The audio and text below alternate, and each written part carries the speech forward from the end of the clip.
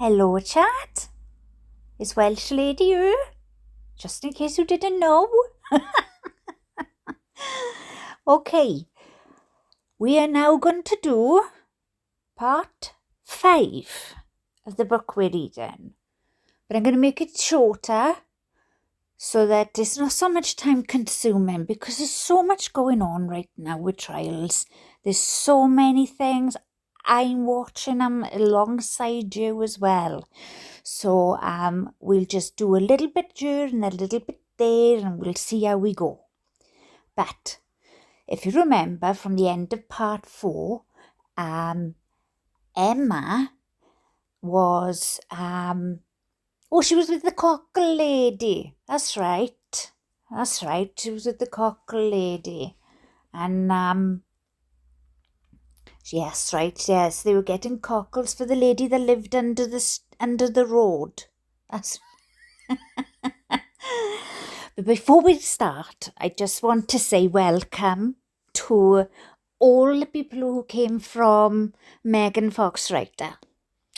Megan kindly I kind of super chatted her and said, given this has happened and that's happened and this has happened, couldn't do me a favour, could you?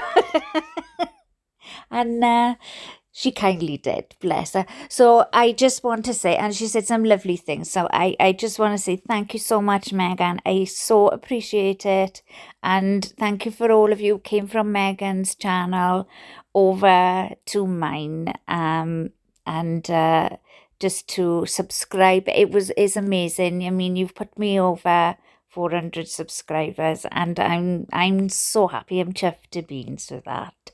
I really am. But I'm just chuffed that you're here. I'm happy to have you here. It's lovely to know that you listen and I can make you smile and laugh. And thank you for my comments on my last book. It was a little bit different from what I normally do, but it was a request, and I think that sometimes we need those moments too. We do, we're only human. And yes, that was the Love You Forever post that I did, or video, or me chatting, whatever you want to call it, whatever it is that I do. I don't know. But anyway, thank you for everyone who came over and subscribed, and I appreciate it. Please like the videos, comment. I always get back to comments. I think it's nice to interact with everybody, and I love to learn about you all as well. I learned so much. I mean, yesterday I was talking about ladybugs, and I remembered this ladybug expelled this yellow stuff, and I'm not sure if it was on my hand or my daughter's hand, but it flew onto us and then expelled this yellow stuff, and it was staining, and we thought we'd never seen such a thing. And then, I was talking to Gwendolyn. I was talking to Gwendolyn, and she loves ladybugs. And and we thought it was a deterrent at the time we did. It looks like it's possibly going to be a deterrent. It was like in fear. It was like, hey, get away. But it landed on us.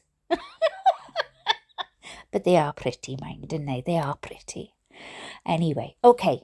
Let's get on to I'm going to have to keep up. Part 5 of The Tender Bucket of Me. So Emma and her mum Brenda and her dad Tony are at Mum's house, which is Grandma, right? They're at Mum's house, aren't they? And they stay in there until they go on to, I think it's the Gower they were going to have another camping trip in Wales. And Phyllis and Steve, we don't know whether they're going to get there or not, but we'll worry about them as we get closer. Anyway, let's get going. Got your cup of teas now? Got your, whatever kind of tea you like? Normal tea, I like. Just saying. Okay. I had slept like a log, but was woken by the vague sense of raised voices and distant clattering that sounded to be coming from outside. Shoo, I could hear. Shoo, away with you. I love that saying. Away with you. Binday, said my dad with a moaning yawn. Bloody sheep. Sheep. They come down off the mountain and have a go at the bins. The plan was to have breakfast and get going. My mother, despite everyone's reassurances, had had a restless night, fretting about her sister, and was anxious to be on our way as soon as possible. When I know she's all right, I'll be fine, said my mother, getting dressed. It's just the not knowing. I can't bear it. As a treat, I was being given a boiled egg and soldiers for my breakfast. Oh, now, I tried to explain this once and it sounds disrespectful, and I to us it doesn't, but I can see how it can come across that way. Now, boiled egg and soldiers, you have your boiled egg, you take your top off and you have a nice runny yolk, right? And soldiers are just pieces of bread and butter, and you just cut the piece of bread into 4 long strips, and then you dip them into your egg. Why we call them soldiers, I don't know. And it's no disrespect to anybody military, all right?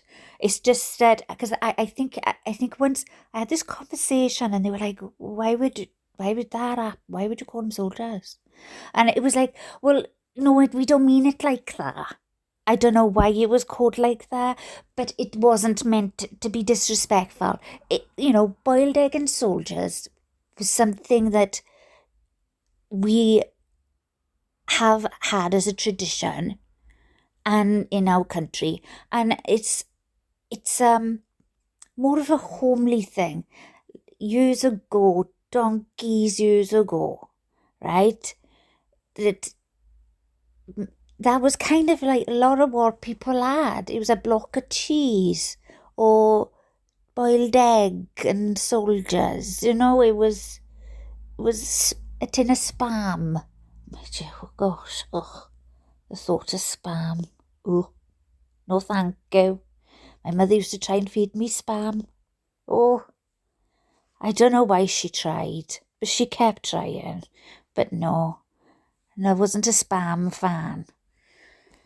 So, anyway, that's about the soldiers, okay? The boiled egg is just bread, you dip it, right? You should dippy things, right? Okay, anyway, said too much.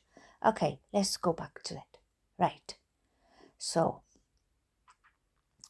as a treat, I was being given a boiled egg and soldiers for my breakfast, and had scampered down the stairs to take my place at the table. My grandmother, who seemed to have been up for hours, laying fires and cleaning, was watching my toast as it cooked under the grill. Oh, that's the other way you can do it as well, so you can toast it. Would you like some nice Welsh butter? She asked, slipping the hot toast onto a plate. I nodded and picked up a spoon, ready to knock the top off my egg. It was at this point that I noticed something moving by the kitchen door. I looked over and I was so shocked that I could only admit a small startled squeak. My grandmother glanced over her shoulder.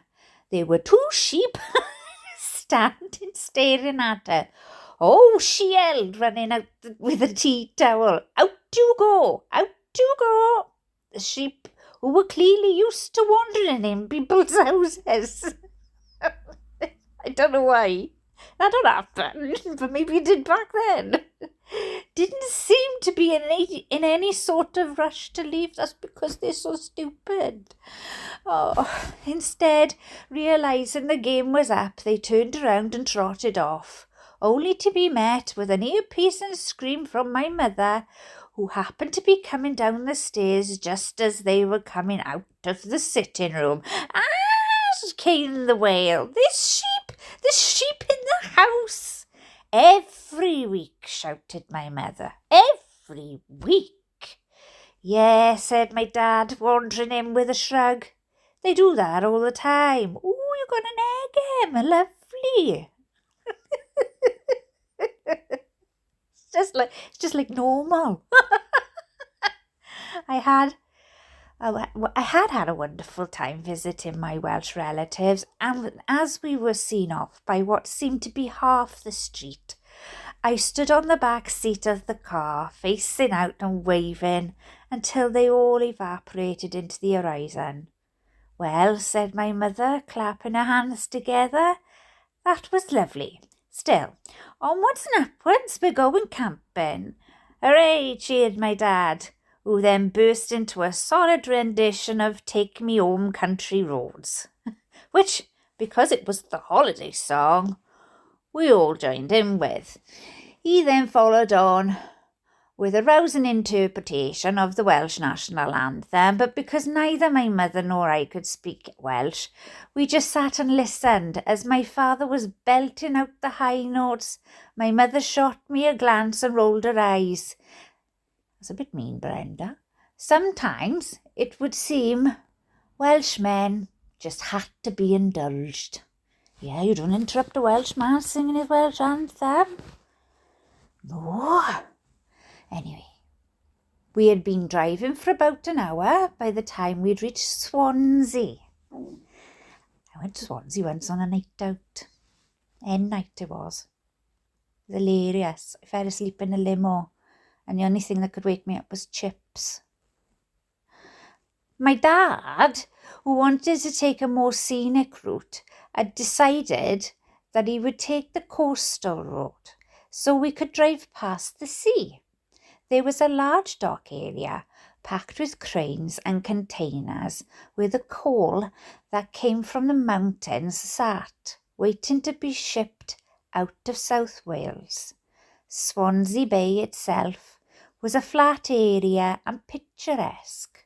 It was typical of the open seafronts perched on a prime coastal land, but was unusually empty of holiday makers, most of whom would have chosen to travel on to the Gower, where the beaches and the seawater were more pleasant. Being next to the port, Swansea Bay had suffered from its proximity to heavy industry, and the seawater, which would normally be so inviting, presented a muddy prospect, blackened by the regular oil spillages that left emulsified and fluffy suds slithering across the surface. No. The odd cockle shack stood out, the only things that paid lip service to a summer trade, but even those were functional affairs.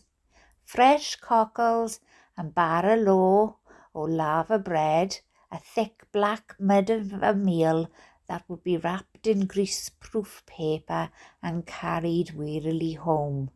We stopped briefly so that my dad could pick some up, and as he showed it to me, all I could think of was that he had taken leave of his senses and wanted to eat an astringent-smelling, loose horse manure for supper. A supper I was pretty sure he'd been eating on his own. We had just passed the golf course on our right when we saw it. About 100 yards ahead of us, there seemed to be the sort of commotion that goes hand in hand with a road traffic accident. Cars were stopped helter-skelter in the road, and people were out of their vehicles and standing about with their arms folded. "Oh," said Tony, with that all-seeing eye of his. "Accident. Not much of a tailback, though. We'll be through in a few minutes." He's always so optimistic, Tony, isn't he? But as we drove nearer, there was something horribly familiar about one car that was up on the pavement. Oh, no. Not only that, but there was something disgustingly recognisable about the man standing picking glass out of his windscreen. Jesus Christ, shouted my dad. It's Steve! It's bloody Steve! Steve and Phyllis had had a crash, and there was no sign of Phyllis. Oh, Dad. A dreaded silence descended, as if time had stopped dead in its tracks, and there was a sense, for a brief moment, that we were suspended in water looking out at a muffled world. Shock bristled through the car, and although I couldn't quite grasp the full implications of what I was seeing, I was overwhelmed with an instant feeling of anxiety. My mother, letting out a small, fearful moan, was first out of the car. "Steve," she shouted, both hands out. "What happened? Where's Phyllis? Where's my sister?" Steve, who looked more terrified than relieved to see his girlfriend's sister bearing down on him, stopped what he was doing and in something of a daze said, "They took her up your hospital." Oh, he got that accent, haven't he? Oh, yeah, I remember the accent, chat. Oh, here we go. They took her up hospital in ambulance. I'm rubbish at this. "She's got cat on her head." What did he say? I sensed it, didn't I, for my dad? Things did not look good. One side of the windscreen had been completely smashed, and it was obvious that someone had gone through it. Broken glass was scattered across the top of the bonnet, and a rather ominous pool of blood had gathered on the grass verge by the passenger door that was hanging open. Steve, grey and shaken, was holding a large piece of broken windscreen in his hand and looked as if he didn't quite know whether to keep it or throw it to the floor.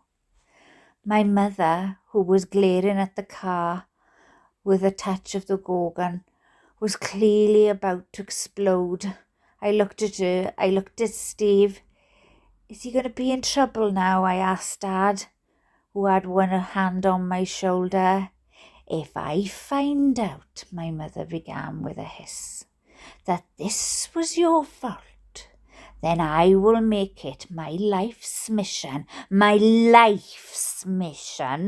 to track you down and cut your balls off."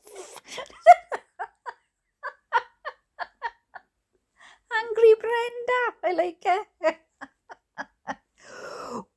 "Ooh," said Dad, leading me back to the car. "You wait here, I'll just try and calm things down a bit."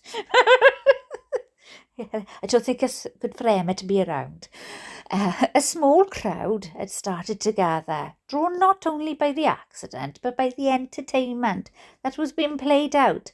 My mother, in full swing, was creeping ever closer to Steve and pointing a lot, and while I couldn't quite make out what it was she was saying to him, I had no doubt whatever it was would have sent chills like a nuclear winter through the hearts of anyone within hearing distance. The onlookers were rapt.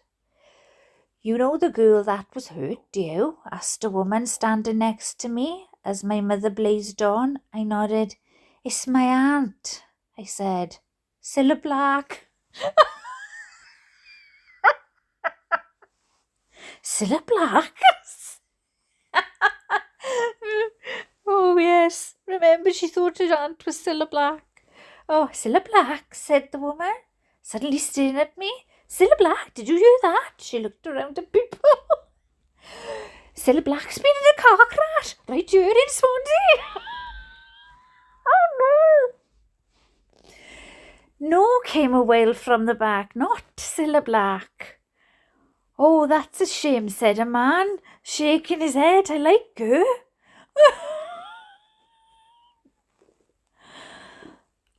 "Sorry, I read that wrong." "No," came a wail from the back. "Not Cilla Black."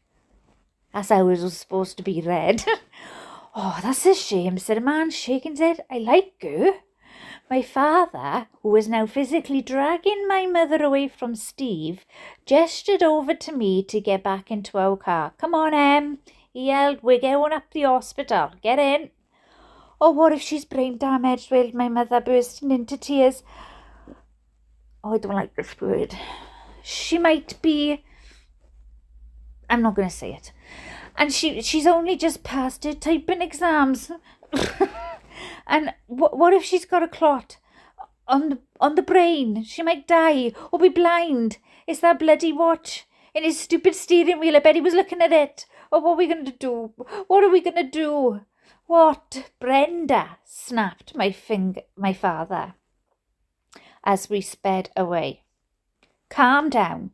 There's no point in dwelling on anything until we know what the situation is, and then...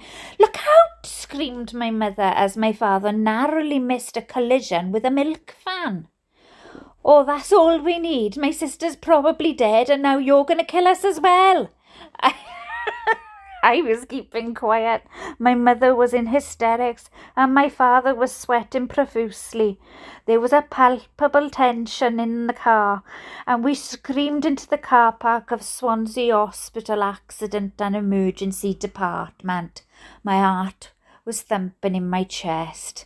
My aunt had been in a car crash, and she was hurt. Suddenly, the seriousness of the situation hit me. Come on, Em, said Dad, picking me up as we ran towards the entrance. Don't cry, Phyllis'll be fine. Don't say that, yelled my mother, who was properly sprinting. She might have an eye hanging out. Oh, God. Is it because I wasn't waving and they got lost? I whimpered, holding on to my dad's shirt collar. No, said my dad, it's not your fault. It's because Steve's a fucking cock. Oh, sorry, Dad. Sorry for the swears. Easy on the swears now. Oh, dear. My sister, screamed my mother, waving her arms in the air as we clattered into reception. She's been in a car crash. Where is she? Oh, God. Daddy, I said, staring down it. There's blood on the floor. Yes, don't look at that, said my dad. It probably doesn't belong to anyone we know.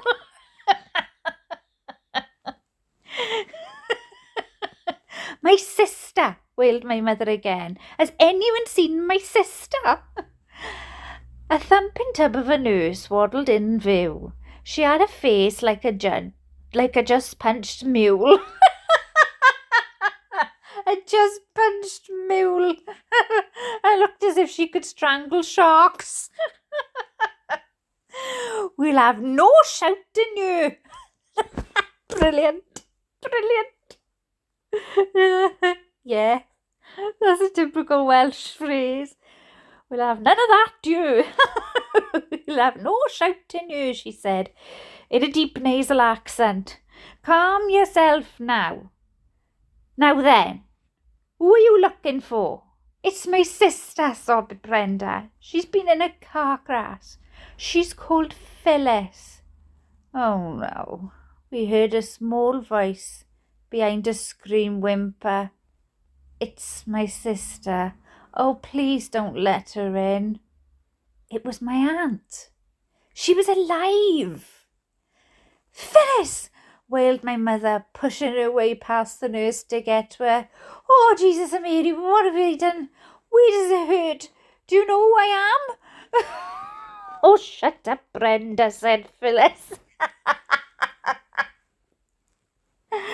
who had two big dressings on her face, one over her left eyebrow and the other on her left cheekbone.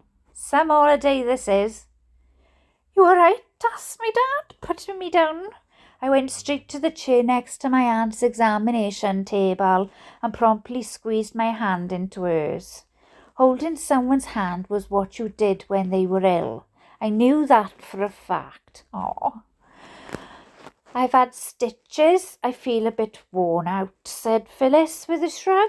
But other than that, I'm fine. Please don't make a scene. This is bad enough as it is without you embarrassing me as well.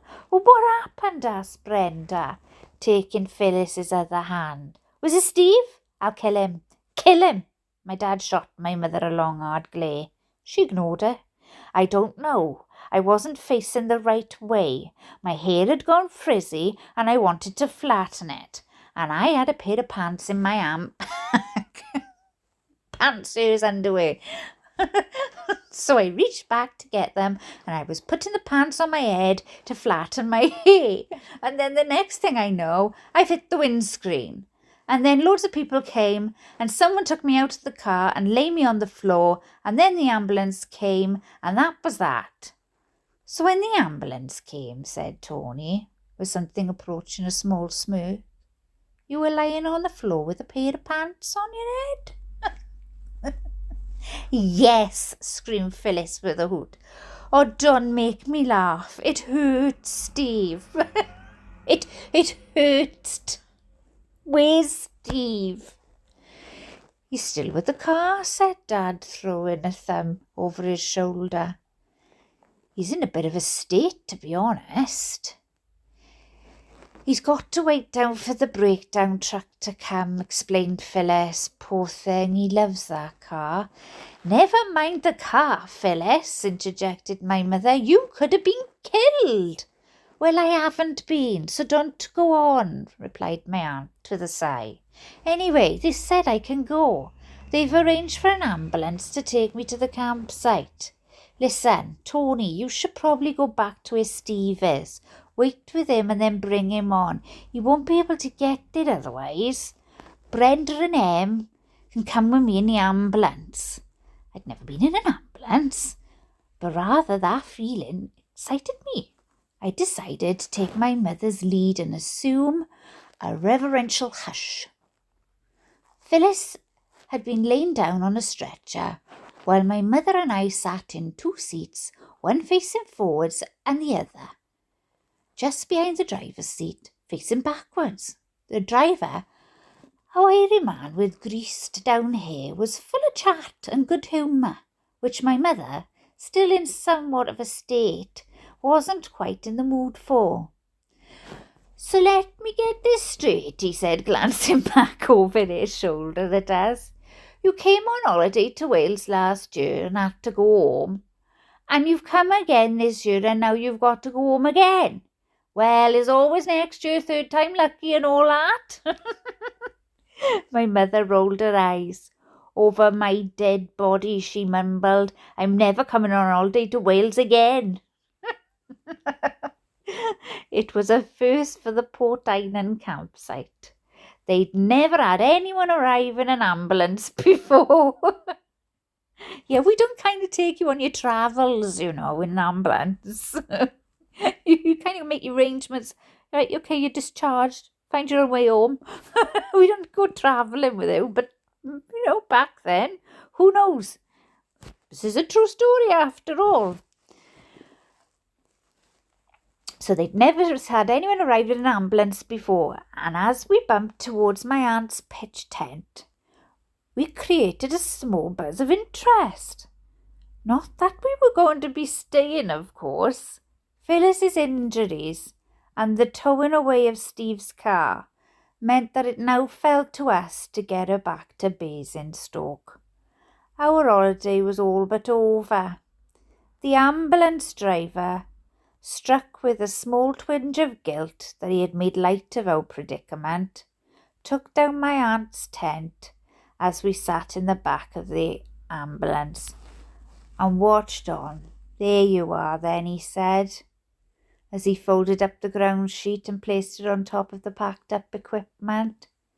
I hope you all get home safe. Oh, and have these, he added, passing us half a bag of barley sugars for the little one. The three of us sat on the folded ground sheet and waited for my dad to arrive with Steve. We were all sucking on our sweets and not saying much, other than my mother, who needed to explain to every passerby what had happened. Jesus, she moaned as the 7th person had wandered over. It's like being the resident freak show. By the time my dad arrived, we were all fed up and ready to get going. Packing the small tent, as well as my aunt and Steve, into our already crammed car was a challenge, and we found ourselves crowbarred into an extreme squeeze. I was in the back, squashed between my mother and my aunt. Seeing as things had fallen into this catastrophic silence, I felt now was probably the best time to throw my 2 pennies worth in.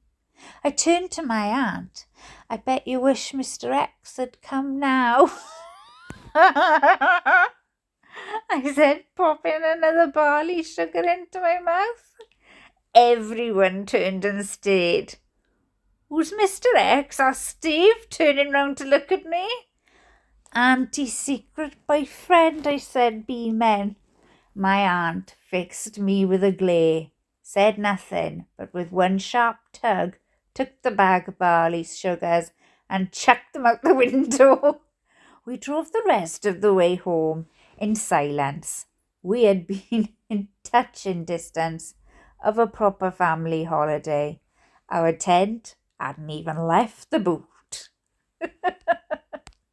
So, chat, that's the book where I'm going to leave it for now, in the hopes that you've enjoyed that, and we'll do part. Oh gosh, I have to write these down. Well, I know they're on the playlist, and I know that they're in order. Like they'll just say book part 1, part 2, part 3, part 4.